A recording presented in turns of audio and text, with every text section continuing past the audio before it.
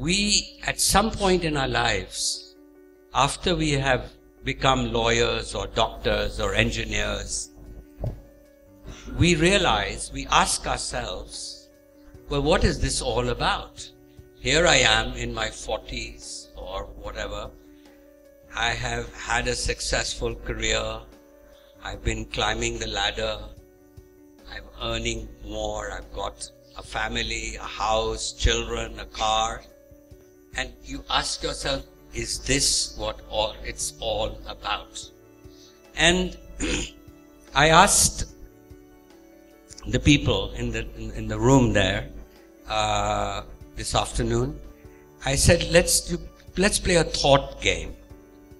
And you ask yourself the question, what if you had only 3 months to live? And then, by the way, this is a thought game that was played by a newspaper in Paris, and they had all kinds of people like Proust and the great French intellectuals of that time answer these questions. But for our purposes, play that thought game. If you had 3 months to live, you wouldn't start doing an MBA. Right? So that's really the idea. And the way to answer that, what to help answer that question, is Ashoka's liberal education, his books, the great books. And frankly, I had the same problem when I quit Procter & Gamble. And I asked myself one day, in my 40s, how long can an adult come to work and come and look at the market share of Pampers, Tide detergent, Oil of Olay, Vicks Vapor Rub, Gillette blades, Pantene shampoo, all good brands. But I felt it was time. There was a big world beyond this, and it was time to do something else. And so I feel that that's really, and frankly, that's what led me, in a sense, to writing this book that we are going to talk about today, Rudrangshu. Because what a liberal education does, I believe, is to teach you to interrogate a text. To not, that's why, to write this book, I didn't go to Benares, but I went to Chicago. Because at Benares, I knew the Pandits wouldn't quite agree with interrogating the text. And particularly the Mahabharata, which lends itself to interrogation. Because when you constantly ask a question to the Mahabharata's answer is, I don't know. And Mahabharata is obsessed with the notion of Dharma. And by the end of the epic, after 100,000 stanzas, it is still looking for the answer to that question. Yudhishthira is still looking for the answer. To repeat my question, where does Rawls and Ingalls come together in this book? Right. So now we're getting specific. Yeah. I studied philosophy under John Rawls, and I did Sanskrit with Daniel Ingalls, who was one of the great Sanskritists of his time. And the kind of thing that Ashoka will provide, because I used to change my major every semester and in college, beginning with like my father to become an engineer. And they said, what are you doing at Harvard? If you want to be an engineer, go down the river to MIT. But the whole idea, I moved from chemistry to biochemistry, to economics, to even architecture, and finally ended up, and with a little bit of foray in Sanskrit and politics, but finally ended up in philosophy. And so John Rawls was the most important influence. He wrote a book that you, I hope, will read. If you are not reading it, you will read it at Ashoka. It's called The Theory of Justice, and it is the classic. He's one of the greats of the 20th century. And in this book, I really look at the Mahabharata, at the moral dilemmas in the Mahabharata. And so my training in moral philosophy, I think, helped me to uncover. I was trying to be careful not to read into the text, but to read out of the text. The extraordinary thing about the Mahabharata is that it really, actually, in the process of these dilemmas and the moral emotions, looking at the moral emotions from the point of view of the characters, Duryodhana's envy, his first chapter, and Yudhishthir's attachment to justice and Dharma is another. Ashwatthama's revenge, the revenge we all, it's revengeful thoughts that we all have. So these are universal emotions that we share with the characters of the Mahabharata. And what I did really, I found each character to present a compelling moral dilemma. Like Karna. Karna, it is his status anxiety. He wants to be a Kshatriya. And he thinks, he's been brought up at home as the son of a charioteer, a Sutta Putra. And he yearns to be a Kshatriya, a warrior, a great fighter. So you feel, if you put yourself in the shoes of an OBC today, a Sutta Putra would be an OBC. And how an OBC in a caste society feels in a company of high caste people. So that was really where I think Ingalls and Rawls come together. You know, the question you raised at the very beginning about, is this all that life is about? In a different way, after the war is over, and when Yudhishthira goes to the old Bhishma writing, who is lying on a bed of arrows, the corner of Kurukshetra field, this is the despair he actually articulates. Is this why I became a king? Is this what it's all about? And is this part of his moral dilemma? Well, that's a great moment that you've captured. Because until then, you feel this is a warlike Kshatriya epic of warriors. In fact, the first rendition of the Mahabharata was called Jaya. It was a slimmer volume, Victory. And it was something, these suttas, charioteers, would recite these epics to the soldiers, to the warriors, the night before the battle, to prepare them for glory the next day.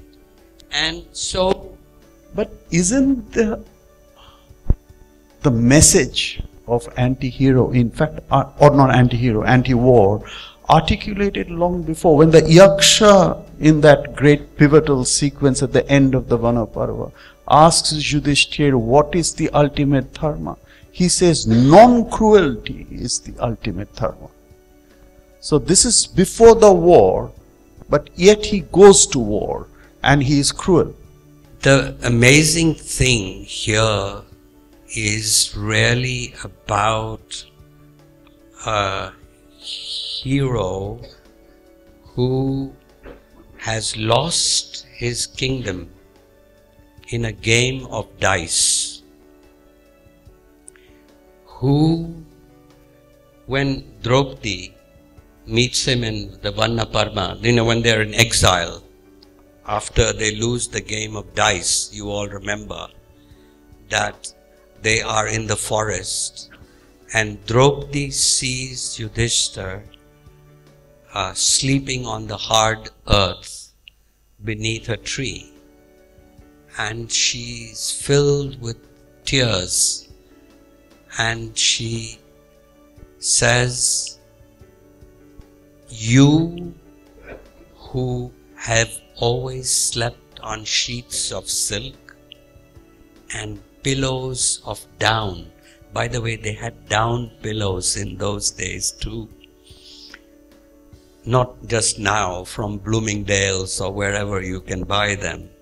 And she says to him, she wakes him up, and she says that, "Why don't we collect an army?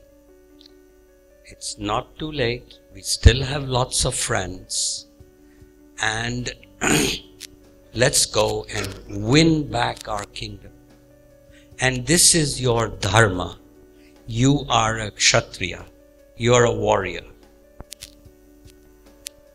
And the warrior's duty is to fight a just war, a dharma yuddha. And why is this a dharma yuddha? Because our kingdom was stolen from us in a rigged game of dice. This is the first time the Mahabharata says it was rigged. We guess all along because Shakuni has told us earlier that he cheats, but nobody knows how he cheats. It's a loaded dice. It's a loaded dice. And so he says, no, my dharma is that I have given my word to the Kauravas that we've lost this game and we will go in exile for 13 years.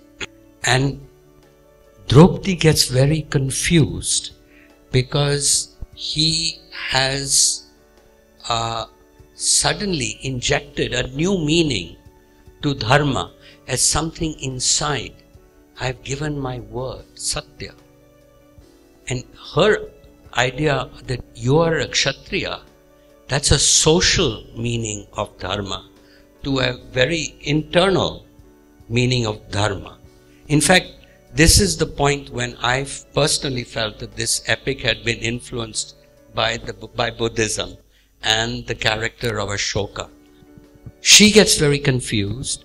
The next day, Rudrangshu, Vidura, the royal counselor, you all know Vidurniti, he comes and she asks him the question, we are confused. Tell us, what does dharma mean? And Vidura says, simple.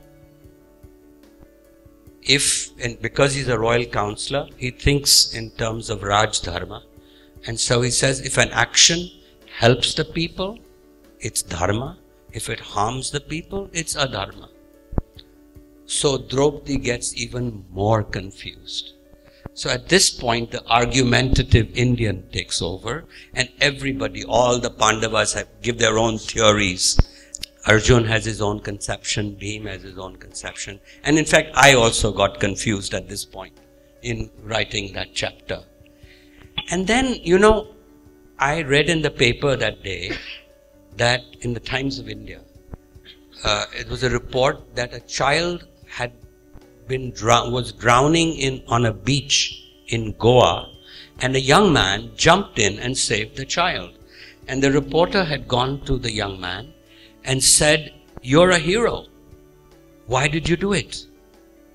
And very sheepishly, he confessed that they were a college party from Hindu college in Delhi on a vacation, and he was trying to impress a girl in the party. And so the reporter says, then you are not a hero. But Vidura would have said, but the child was saved. Dharma was done. So what is your problem? He is a hero. However, Yudhishthir would have jumped in to save the child even if nobody was looking. So these three conceptions of dharma, it is, for those of you who've read philosophy, you know the difference between the utilitarian view, which is Vidura's, Yudhishthir's view, which is a deontological view about dharma as a duty of some kind, And this, it showed the sophistication of moral reasoning in the Mahabharata, even when they were discussing this particular episode.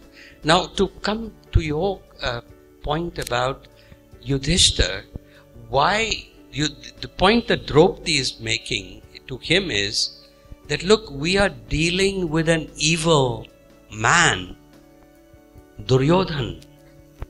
And if it was a question that was asked to Gandhi about Hitler, and Gandhi had answered that he would try to persuade Hitler. And the English press had laughed at that point. What kind of an idiot is this? And that's what Draupadi is saying. What kind of an idiot is my husband, who is dealing with an evil man, and he's thinking he's going to accept his word. So the change in Yudhishthir from being this very Gandhian type of Buddhist type of figure to the one who declares war. He's the one who presses the button to declare war, is a change in conception of kingship also. That the king, and that's the lesson that Bhishma teaches him. The duty of the king finally is to have an army. He's been given, a state is given a monopoly of power in order to protect the people from bad guys. Great aphorism in that Yudhishthir uses in that same sequence is, I act as I must. That's right. That's right. That is exactly brings out the Kantian idea. It's a moral imperative. Moral imperative. And he's saying that I act because I must. And that's what takes him to war also. And that's what takes him eventually to war as well. And it's a very, very interesting moment because while, in that war cabinet, the night before, they're all sitting together. Now they've come back. The Pandavas have come back after 13 years in exile, and they've come to reclaim their share of their kingdom. And at this point in time, just before this, by the way, is a great moment also, because Krishna, who is the strategic planner, the master strategist of the Pandavas, realizes that these Pandavas are now going to lose this war because they've got tremendous generals on the other side, their armies are bigger, and they've got Karna. And Karna can take on Arjuna any day. So he's very, very scared. So what does he do? Like a guile strategist, he goes to tell Karna who he really is. Up till now, Karna thought he was the son of a charioteer, but he had yearned to be a Kshatriya. And now Krishna tells him, no, you are not a Sutaputra, you are a Kshatriya. Not only are you a Kshatriya, you're a royal Kshatriya. Not only are you royal Kshatriya, you're the eldest son. So with you and Arjuna on our side, we will conquer the earth. And moreover, Draupadi will be yours. Now that's the other part, that Karna had always yearned for Draupadi, and we won't go into the story of all that, but he had always yearned for her, and that sort of sexual attraction runs right through the Mahabharata. Anyway, here he's offered on a platter everything he's always wanted. And what does he do? He refuses. And he says that your mother is not the one who gives birth to you, but your mother is the one who brings you up. Now what an amazing thing to say in a caste society. I think every schoolroom in India should have that shloka of the Mahabharata. And so that's really, that refusal is a major factor. So when they're debating this war in the cabinet, war cabinet, night before, and then of course the next day, Rudrangshu, you have the Bhagavad Gita suddenly inserted. Bhagavad Gita was inserted in book 5, and it's quite clear it's a Vaishnava text. And the influence, I think let's take a minute here, because the Mahabharata evolved over 500 or more years. And as I was telling you, the first volume, the first rendering was called Jaya, about 8,000 verses. The second rendering is called Bharata, about 25,000 verses. And then it becomes inflated over time and becomes 100,000 verses. Now in the first one, Krishna, in the first Mahabharata, Krishna is a friend of the Pandavas. In the second one, he has become a god, but a god with small g, Vasudeva. He's a Kul Deva. And in the third Mahabharata, where the Vaishnava influence comes, he has become God with a capital G. So, here is Arjuna on the first day of the war, having agreed in the war cabinet the night before to fight, suddenly does not want to fight the war. And the first, that's wonderful, Dharma Kshetra, Kurukshetra, and then Arjuna's plight. Now, after I had written India Unbound, actually, and India had sort of risen in reply to India Unbound, the companies in America sometimes invite me to come to speak. And one of the companies that invited me to speak was the Pentagon, believe it or not. And so I was invited, and this gathering of generals, it was a gathering like this, but they were all generals. But one of the generals had read the Gita. And he said, "Tell me, Mr. Das, how can a general, the commander-in-chief, refuse to fight on the most important day of his career?" And he says, "What is that? Something explained to me, is something in Indian culture that's going on?" Because it's like Eisenhower before the Normandy landings telling his driver that he is not going to fight. And this is a good question. And so I said that my interpretation of this particular moment is that, and this is, by the way, my take, that what Arjuna is illustrating is the fact that our leaders take us to wars all the time. And I said that, look, Mr. Bush took you to Iraq. This was soon after the Iraq invasion. He says it took you to Iraq. They had a war cabinet meeting the night before, just as the Pandavas did.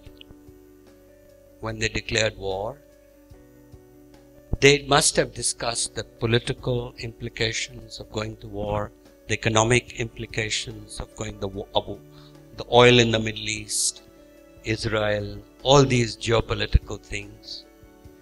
And then they must have made a decision. But I bet you nobody said in that war cabinet meeting, nobody asked this question, that tomorrow we are going to war, we're going to go and kill people. Some of the people who will die will be our own soldiers. Some of the people who will die will be civilians. Now, I think the purpose of this scene, for me, is that it reminds you that we want our leaders to at least ask the question that Arjuna does, that before they take us, they may still decide to take us to war, but at least they should ask the question.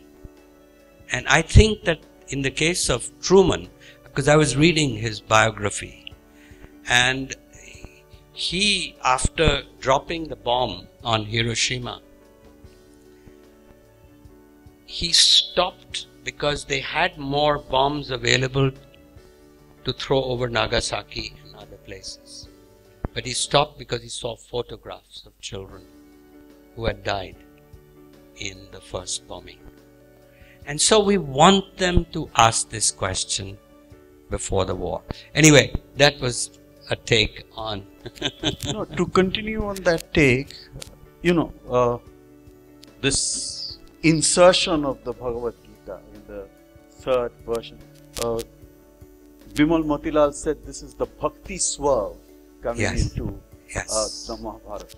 Yeah. And I wonder how much of this insertion is actually a rebuttal of Buddhism, and particularly the pangs of conscience that Ashoka had after the conquest of Kalinga. Yeah. Well, I think that you have a point. There is definitely a reassertion after the Mauryas. The Shunga dynasty was definitely reasserting the Brahminical. But I think in this case, it is also a reaction to the Brahminical. The second version of the Mahabharata was influenced a lot by, was rewritten, frankly, by the Brahmins. The Brigu Brahmins, the Bhargavas. The Bhargavas, all this dan giving that Karna has to do and Yudhishthira does to the Brahmins, that's a later Brahminical insertion into the Mahabharata. And it's interesting to see the epic in this way as to how it evolved in history. Because the meaning, just as the meaning of Dharma kept changing. In the Dharma, in the Rig Veda, Dharma is mentioned over 60 times. But in the Rig Veda, in the Vedas, it's more as a person who observes rituals, the Vedic rituals. He is a dharmic person. The later idea of Draupadi, that you are a Kshatriya and this is your duty, is a later idea. And the idea of Yudhishthira, that I act because I must, is maybe a Buddhist inclusion on take on also Dharma. The emphasis on non-cruelty. Non-cruelty, yes, and compassion, Anri Samsya. But the use of the word Dharma as we know it today actually is very recent. In the 19th century, the Christian missionaries were trying to convert the peasants of Bengal, and the Christian missionaries told the people that the only true Dharma is the Dharma of Jesus Christ. And the peasants had never known this use of the word Dharma in this way. And the Hindus then reasserted and said, no, but ours is the only Sanatana Dharma. So this notion of Sanatana Dharma came up after that. In Bankim Chandra. Yes, exactly. So it's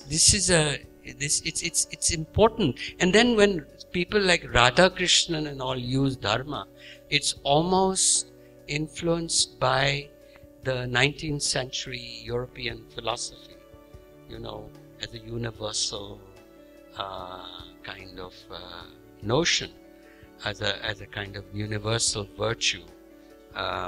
Whereas actually, Dharma also means cosmic justice.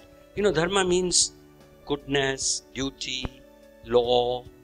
And so it's a very frustrating word. the interesting thing, you all remember that scene of Draupadi, the Vastraharan scene.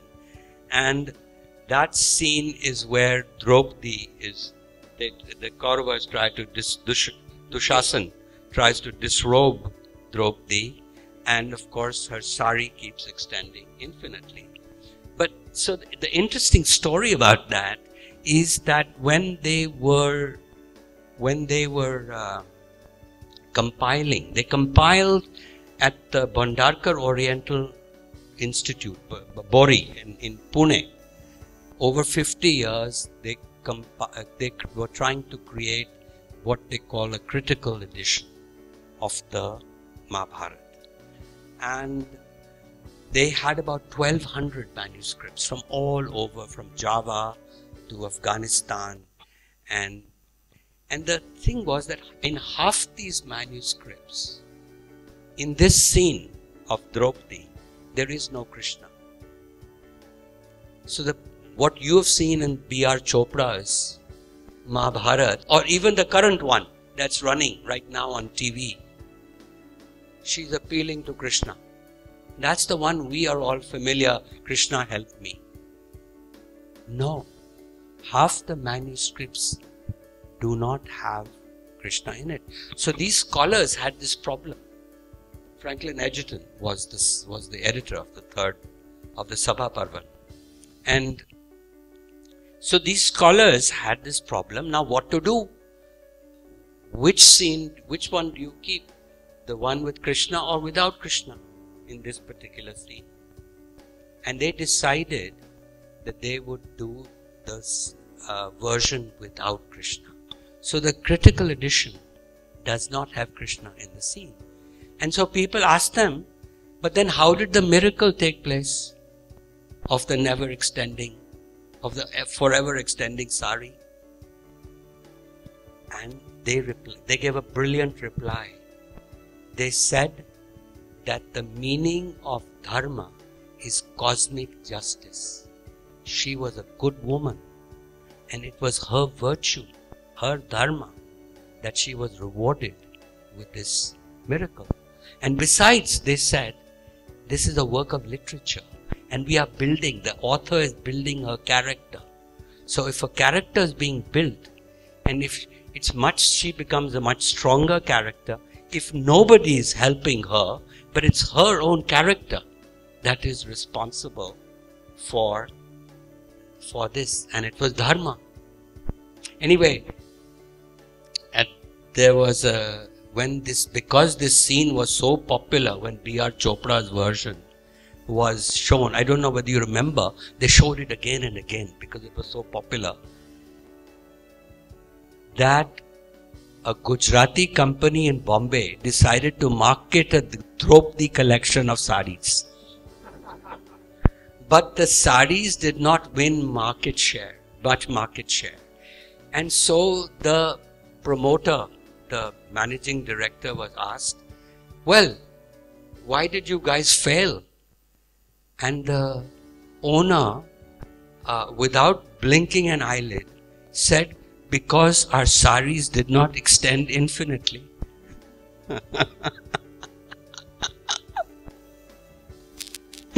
Anyway, I don't know how we got onto this particular place. Sorry, Rudrangshu.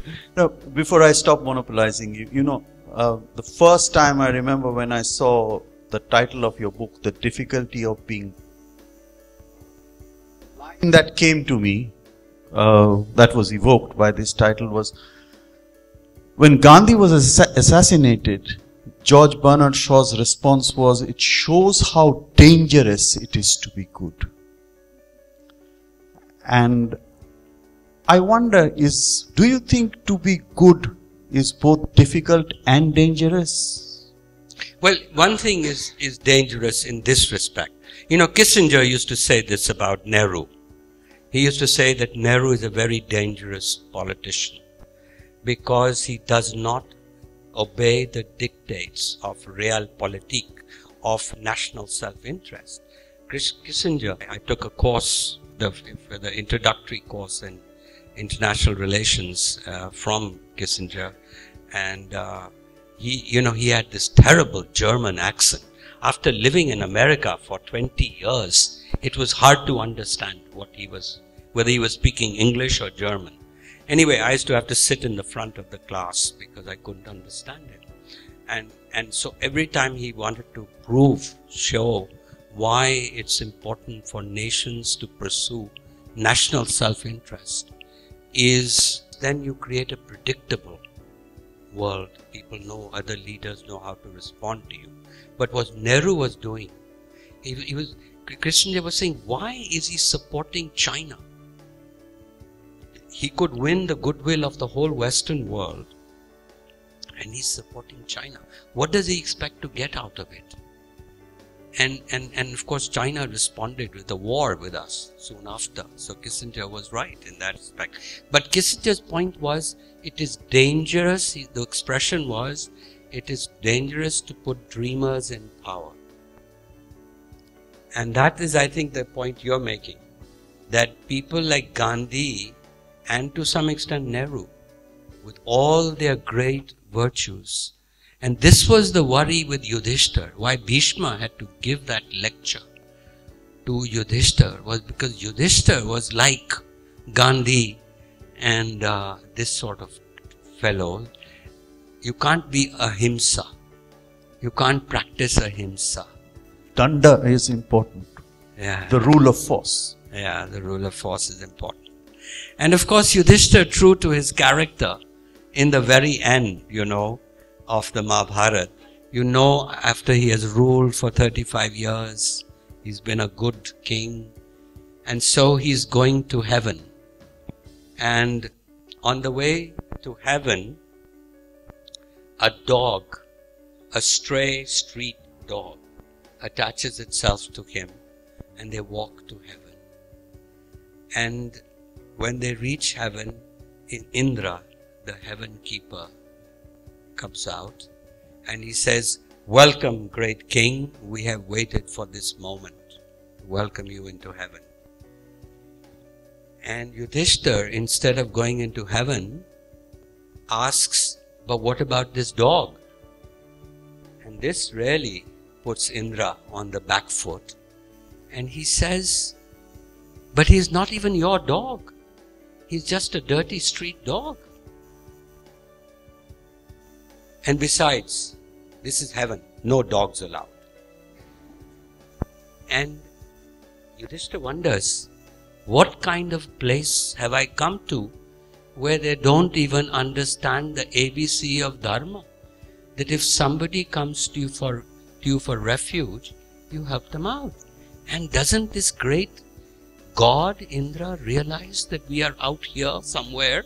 There's nobody around, not to help this particular dog. What will happen to it? And this is an amazing, it's the notion, the compassion. And I bet you, nobody in this room would have done what Yudhishthira did. But every child in every culture will understand the meaning of Dharma from this story. And so I think the Mahabharata is telling us it's a dark world. We don't know what Dharma means. Even that we don't know. But when we see an act of goodness, that is something worth it. And we may all be in the gutter, but some of us can look at the stars, as Oscar once said. Gurcharan Das, thank you for some light in a dark.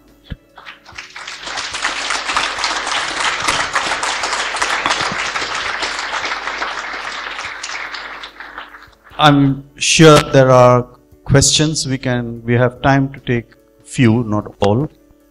And those of you who have questions, please raise your hand and you'll have to come up here. I don't think there are hand mics around. Yes, come.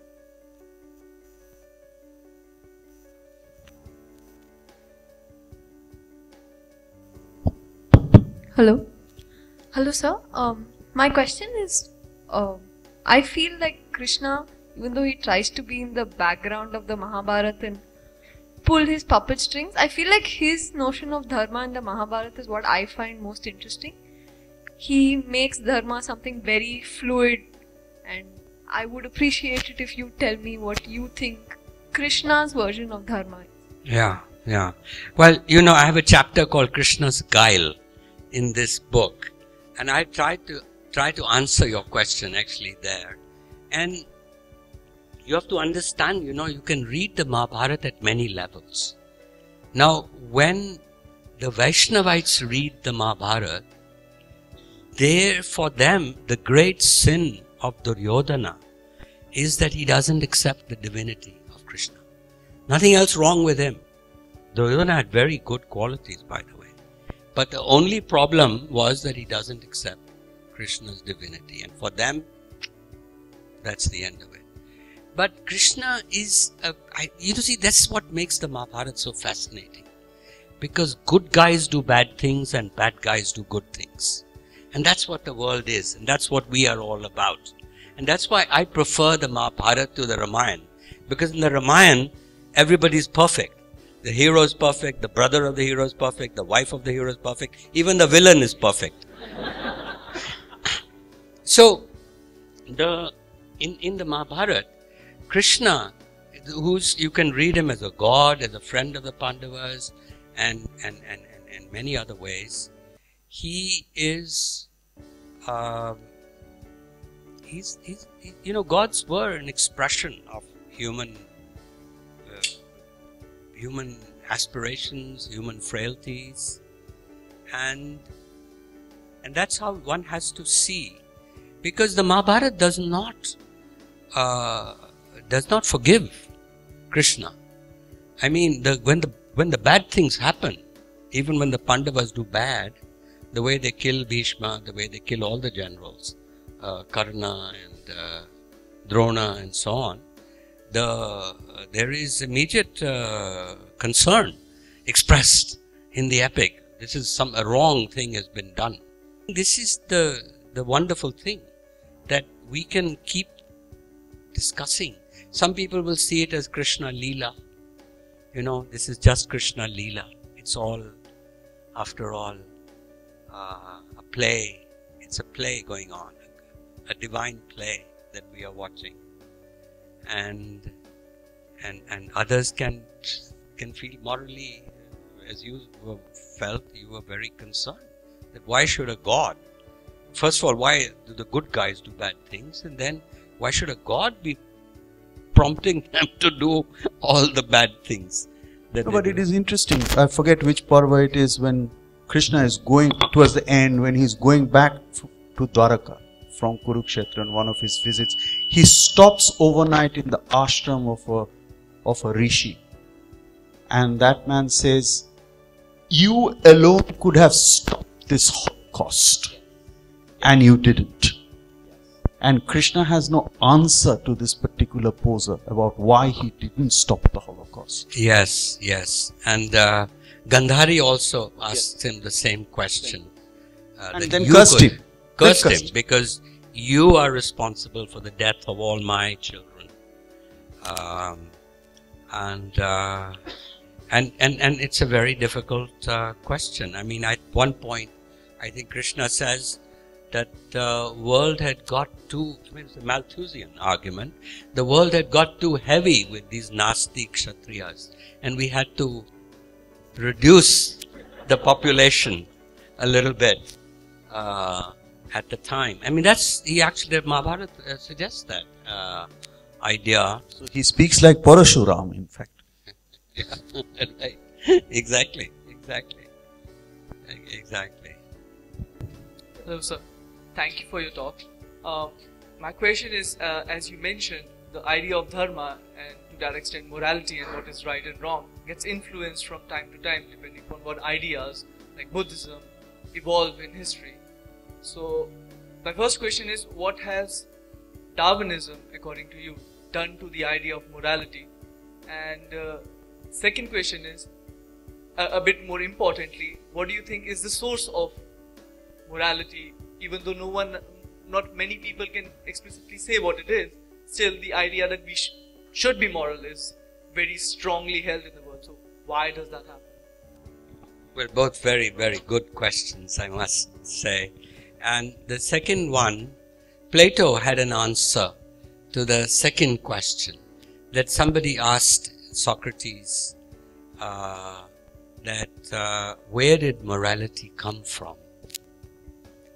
And what Plato suggests is that it is something prehistoric, that it is something that spontaneously. There are things that have occurred spontaneously. The market, for example. Hayek said the market was a spontaneous order, that it occurred without anybody creating it. There was nobody to create the market. Similarly, the internet, in a way. Today, if you think about it, it's a spontaneous order.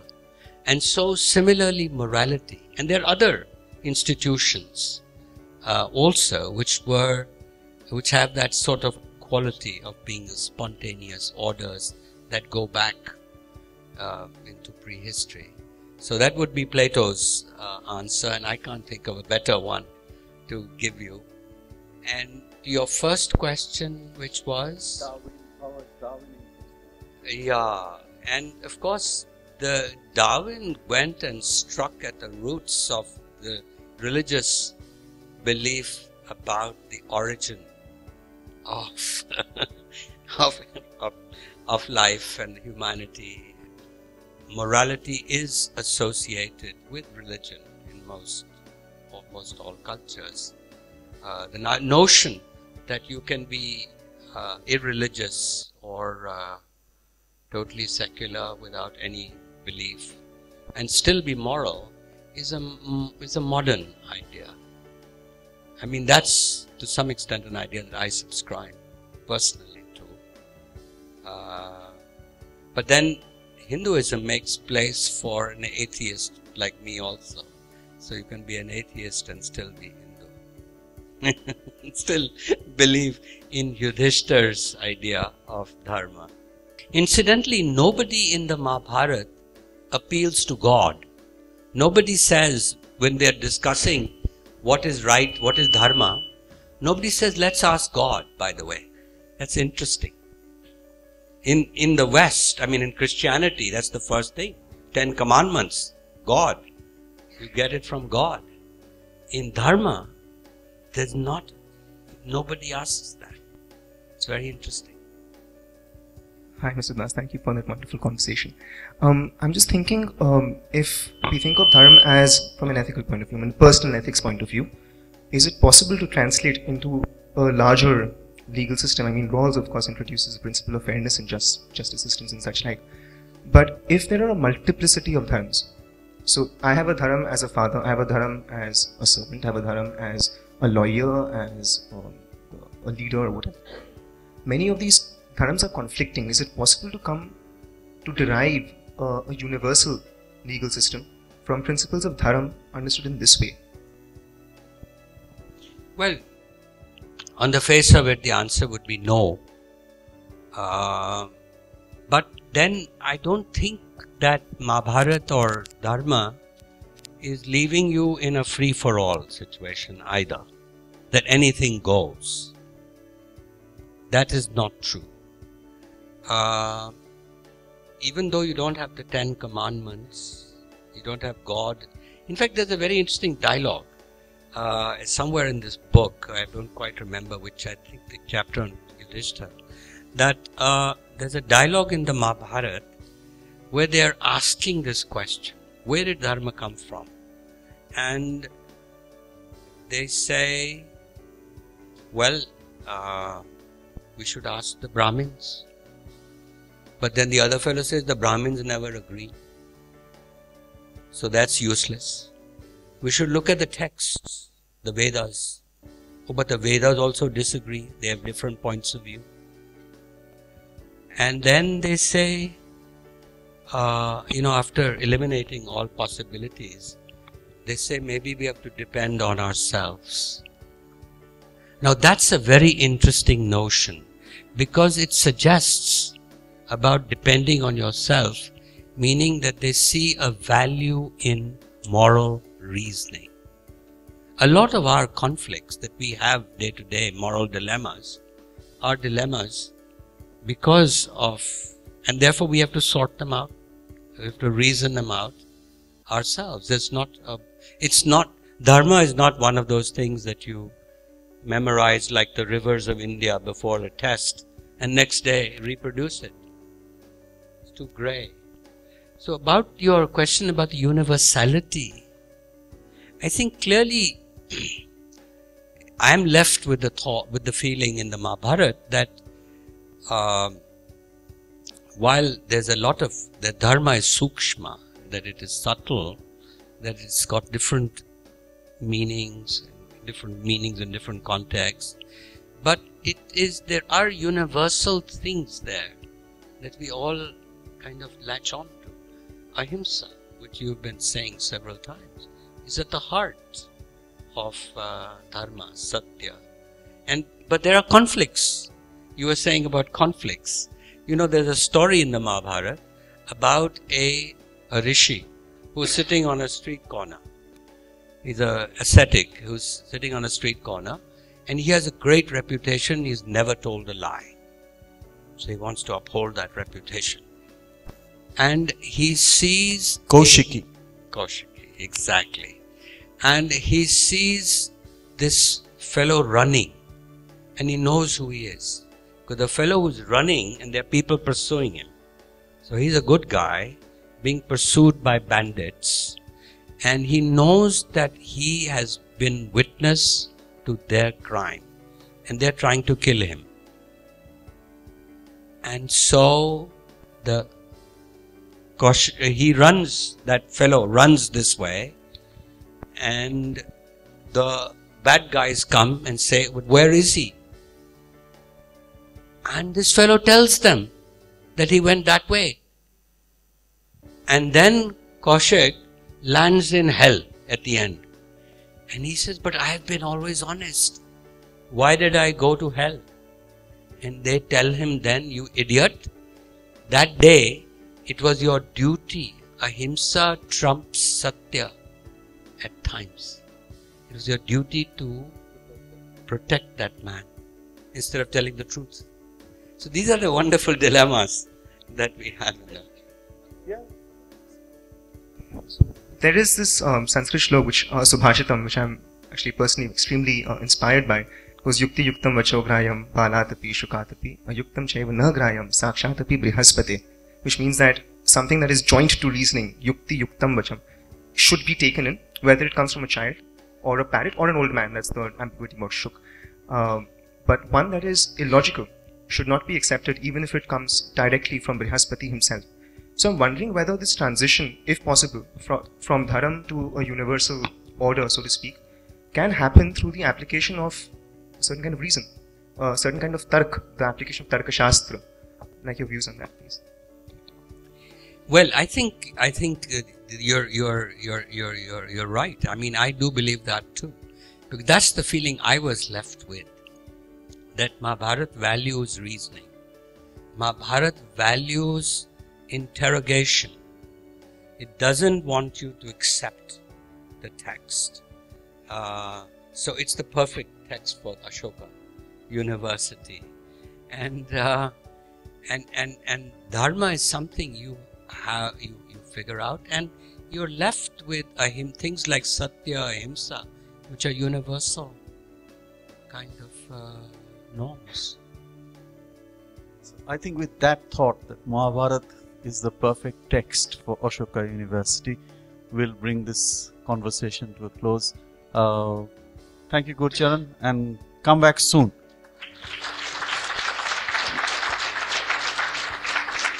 May I now request Vineet Gupta, one of our founders and also the Pro-Vice Chancellor, to please propose a vote of thanks. It's a difficult task to speak after two great scholars, so I'm not even going to attempt to do that. But Gurcharan, really thank you for coming all the way to our campus and doing the first crossover series lecture on our campus.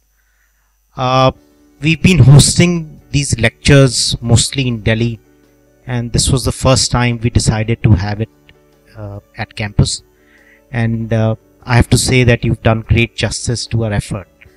To all our guests who've come from outside, I really want to thank you. Today has been a very busy day for us at campus. I also want to thank all our guests who've come from outside. We have a lot of counselors, principals visiting from all over India. So we have people who've flown down from Bangalore, Ahmedabad, Indore, Calcutta, Bombay. I hope I have not missed out on any. Indore I mentioned, yeah. So thank you, really thank you all of you. Some of you really made a long journey to be here. This month has also been a bit of a momentous month for us at Ashoka. Our Vice Chancellor has authored a book which has hit the stands recently. It's called, for some of you who've not seen it, and you know, it's Nehru and Bose Parallel Lives. And it's my pleasure to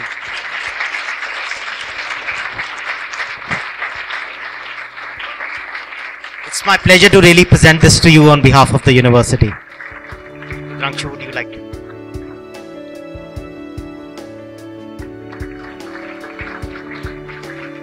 I'll also request Ashish, one of our founders who's here, to just present a token of thanks to Gurcharan.